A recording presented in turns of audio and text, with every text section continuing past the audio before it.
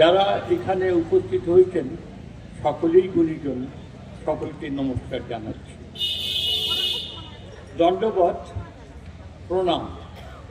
আজিকার জলনয়ী আলোচনা সভা আগত মানি কবাইয়া মানি নেখাইয়া মানি গড়িয়া মারিয়া সাগাই সদর সগাইকে মোর হিয়া ভরা আটুল জানাইছি। আলোচনা শুরুর পক্ষে আপনারা একটা কথা বলি, আমি কিন্তু ইতিহাস বলতে আসছি এবং হয়তো আপনারা অনেকেই জানেন স্মারক বক্তৃতা মানে কিন্তু পঞ্চানন নয়, পঞ্চাননের নামে স্মারক বক্তৃতা।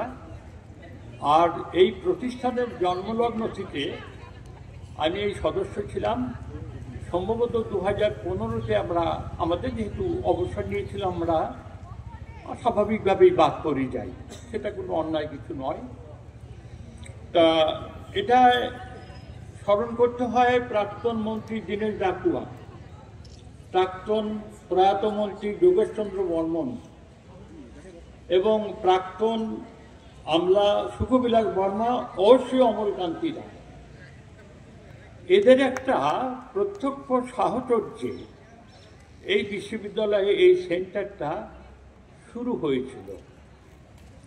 আদি পর্বে নানা বিতর্ক হয়েছিল, সেসব বলার সময় এখানে নেই।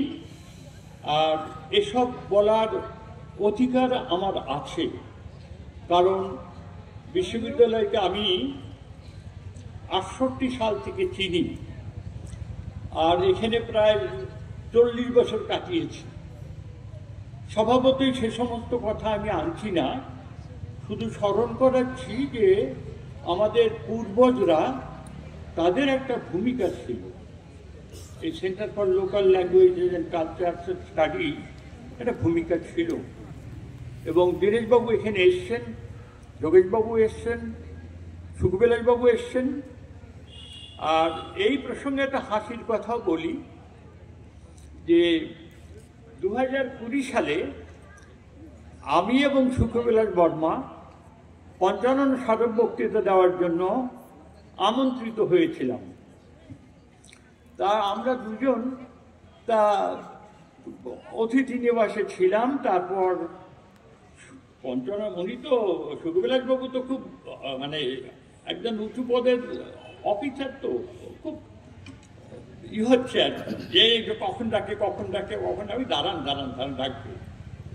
11টা বাজতে 5 মিনিট বাকি, তখন একটা দূরভাষে খবর এলো যে বক্তৃতা অনিবার্যকরণে স্থগিত রাখা হলো।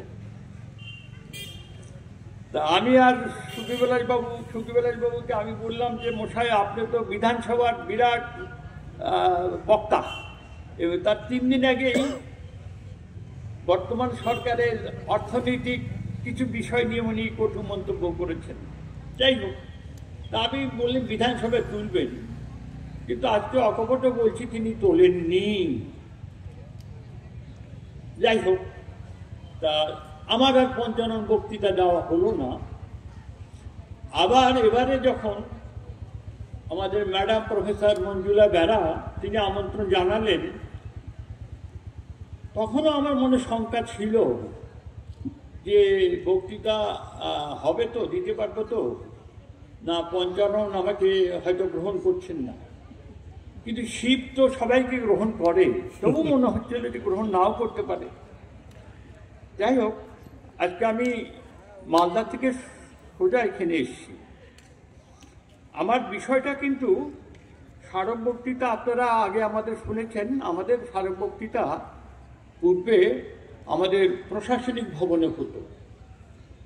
সেখানে আমাদের প্রফেসর স্বরাজ বসু দিল্লির বক্তৃতা দিয়েছেন, প্রসেনজিৎ বর্মন দিয়েছেন, গিরিজাশঙ্কর রায় দিয়েছেন।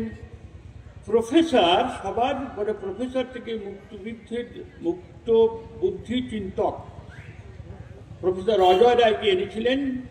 নিখিল চন্দ্র রায়, নিখিলের নাম হচ্ছে আনুষ্ঠানিক নাম নিখিল চন্দ্র রায়, এই নিয়ে একটা ঘটনাও আছে। যাই হোক, ও কিভাবে যোগাযোগ করে সেই প্রফেসর অজয় রায়কে এনেছিলেন। তা আজকের যে আমার বিষয় সেটার নাম হচ্ছে এইরকম যে পঞ্চানন বর্মা সমকাল উত্তরকালের রাজবংশী ক্ষত্রিয় সমাজের কয়েকজন বিশিষ্ট ব্যক্তিত্ব ও বৌদ্ধিক সমাজ। অনেক বড় বিষয়, অনেক দিন থেকে প্রস্তুতি নিচ্ছিলাম এবং পঞ্চাননকে যিনি রুদ্রাক্ষের মতো এখন ধারণ করেন, আমরা বলি গিরিরাজ গিরীন্দ্রনাথ বর্মন, তাকেও আমি এই কথাটা শেষে বলেছিলাম, আচ্ছা পঞ্চানন যে পঞ্চানন সে সময় কি আর কেউ ছিল না? রামমোহন রায় যখন রামমোহন হয় তখন কি আর কেউ ছিল না? মানে রামমোহন রায় একাই ছিল, তা পঞ্চাননের সময় কি আর কেউ ছিল না? তাদের নাম তো কখনো আপনাদের মুখে শুনি না। যেহেতু এটা স্মারক বক্তৃতা, ক্ষমা চেয়ে নিচ্ছি, স্মারক বক্তৃতাতে যিনি বক্তৃতা দেবেন তার একটা স্বাধীনতা থাকে। সে আমাদের প্রসেনজিৎ বাবু সেই স্বাধীনতা ব্যবহার করেছেন, গিরিজাবাবু করেছেন, শরৎবন্ধু করেছেন, অজয় রায়ও করেছেন, আমিও করছি। স্মারক বক্তৃতা মানে এই নয় যে পঞ্চানন সম্পর্কে বলতে হবে, পঞ্চাননের নামে স্মারক বক্তৃতা। তা যাই হোক,